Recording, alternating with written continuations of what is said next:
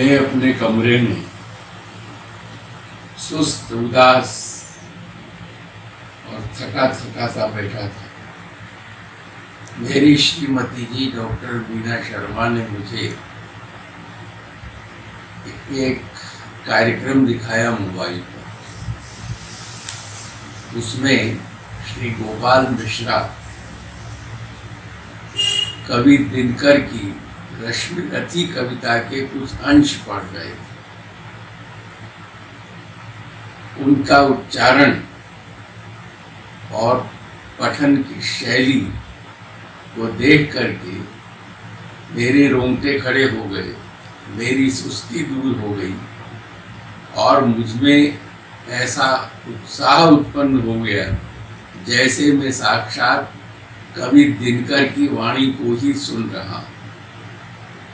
इस व्यक्तित्व ने, गोपाल मिश्रा ने, कवि दिनकर की वाणी को अपने हृदय में आत्मसात करके और शुद्ध उच्चारण और ओजस्वी स्वर के साथ जिस तरह प्रस्तुत किया, मुझे उनके बारे में सुने हुए कार्यक्रमों का स्मरण हो आया। कवि दिनकर भी जब किसी कार्यक्रम में अपनी कविता का पाठ करते थे तो श्रोताओं का उत्साह 1000 गुना बढ़ जाता था, उनमें सांस्कृतिक चेतना का संचार हो जाता था। श्री गोपाल मिश्रा ने यह जो कार्यक्रम प्रस्तुत किया, यद्यपि यह बहुत छोटा था, संक्षिप्त था, लेकिन अपने आप में पूर्ण था और यह आज के समाज की दृष्टि से बहुत ही आवश्यक था। आज पुस्तकें पढ़ने के प्रति रुचि कम होती जा रही है और प्राचीन कवियों की रचनाएं पढ़ें, प्राचीन अन्य रचनाकारों की रचनाएं पढ़ें, इसका तो बहुत अवसर ही नहीं है। इसलिए कुछ उत्साही युवा ये प्रयोग कर रहे हैं कि वे आधुनिक तकनीक से माध्यम से प्राचीन कवियों की बहुत ही प्रभावशाली और सार्थक रचनाओं को समाज के सामने मोबाइल के माध्यम से या अन्य किसी आधुनिक तकनीक के माध्यम से प्रस्तुत करें और इसके कारण एक नहीं बल्कि अनेक दिनकर जैसे कवियों का लाभ हो रहा है।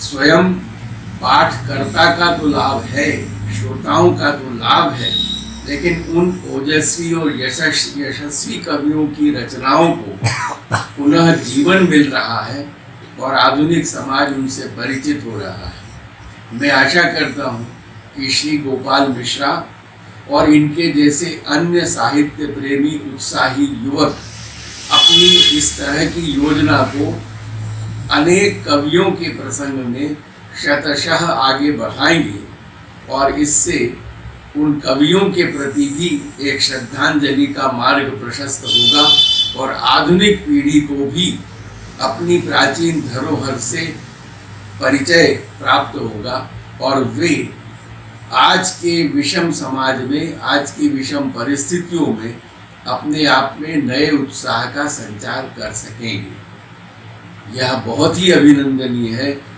और श्री मिश्रा को इस पावन कार्य के लिए, बहुत ही सार्थक कार्यक्रम के लिए बहुत बहुत साधुवाद, बहुत बहुत आशीर्वाद।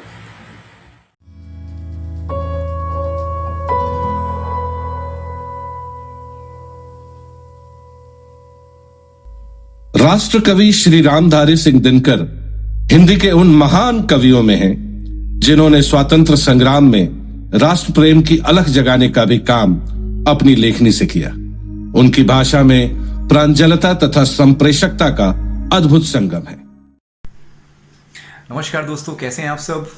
मैं निवान सेन और आज आप सबसे मुखातिब होने का जो मेरा सबसे बड़ा रीज़न है वो ये है कि एक अच्छी बात हुई इस लॉकडाउन में कि हमारे एक वरिष्ठ रंगकर्मी और मेरे जब मैं थिएटर किया करता था बनारस हिंदू यूनिवर्सिटी से, तो हमारे एक सीनियर हमारे वरिष्ठ रंगकर्मी हुआ करते हैं मतलब अभी भी हैं, गोपाल कृष्ण मिश्रा जी।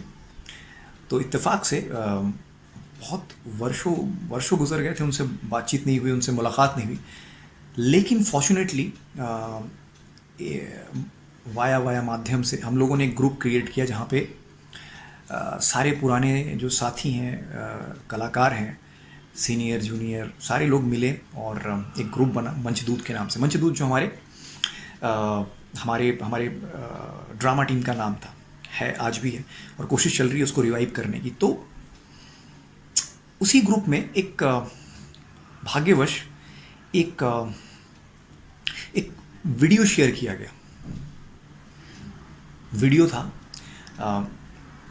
रामधारी सिंह दिनकर जी का लिखा हुआ रश्मि रथी और उसका तृतीय सर्ग का वाचन। मैंने उसको क्लिक किया देखने के लिए, एज यूजुअल जैसे हम लोग देखते हैं। कैसे बताऊं मैं आपको, आई वॉज वेरी सरप्राइज। मतलब मेरे लिए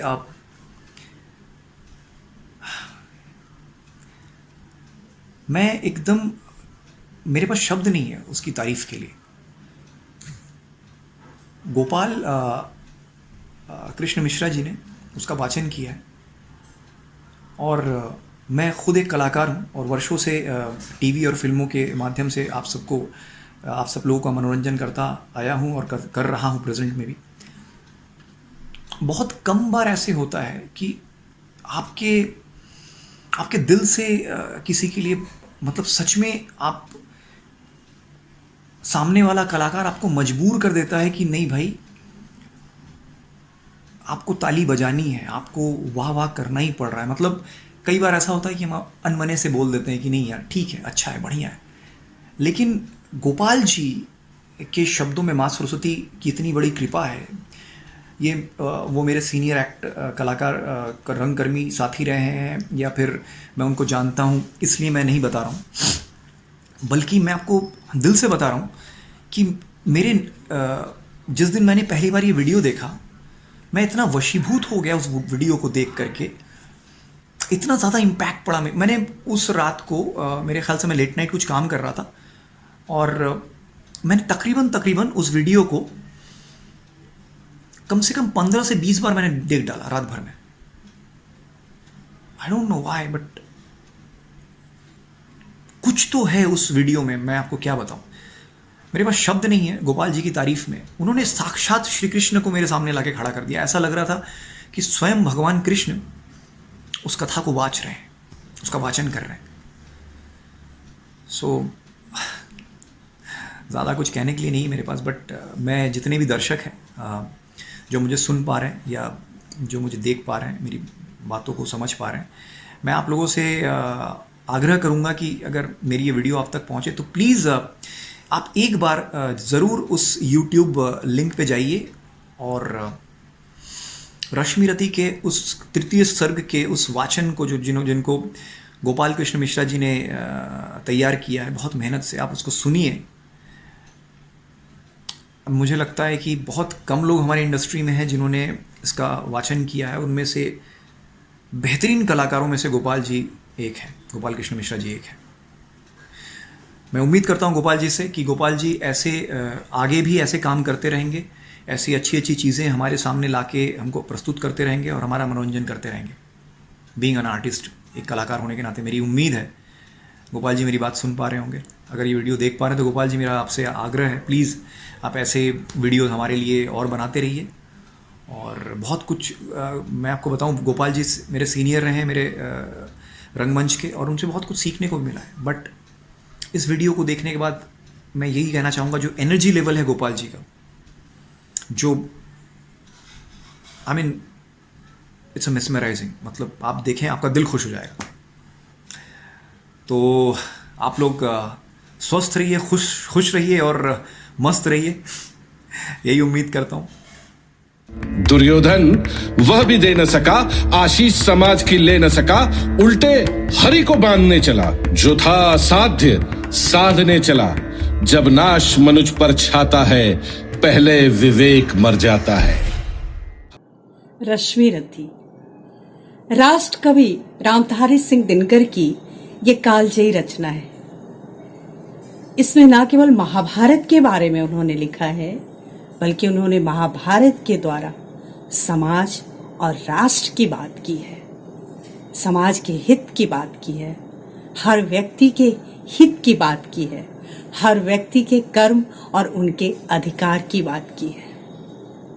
ये एक ऐसी रचना है जिसको समय भुलाए नहीं भूल सकता, और ऐसे समय में किसी युवा द्वारा इसका पाठ किया जाना इस बात की प्रासंगिकता को दर्शाता है कि देखिए ये कितना महत्वपूर्ण है कि आज की युवा पीढ़ी भी इसे पढ़ रही है।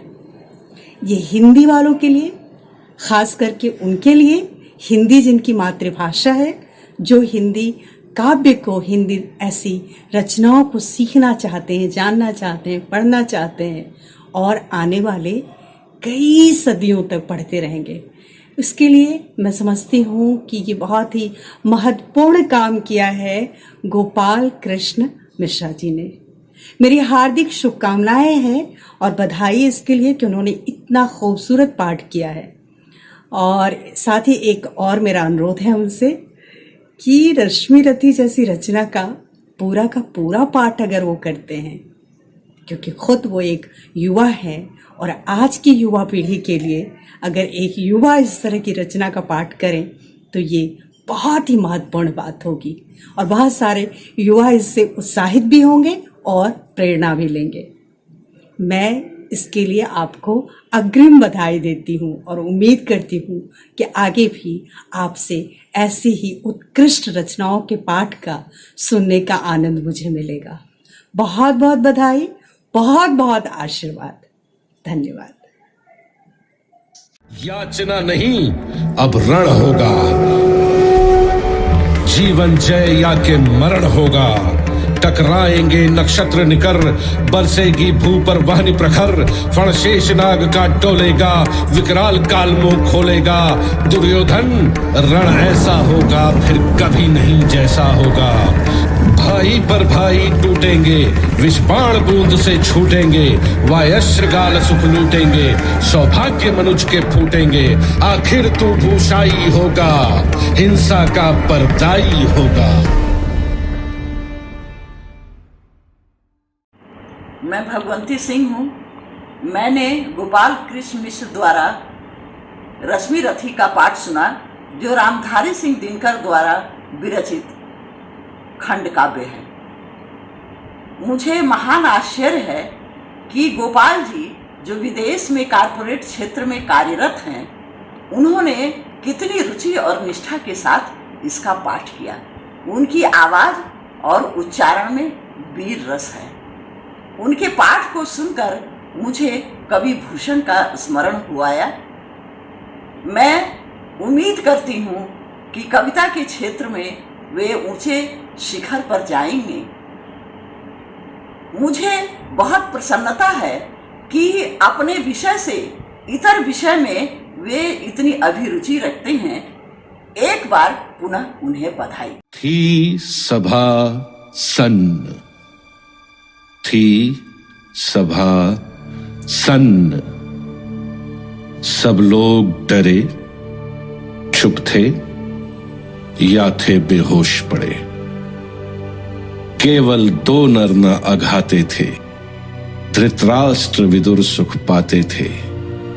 करजोड़ खड़े प्रमुदित निर्भय, दोनों पुकारते थे जय जय।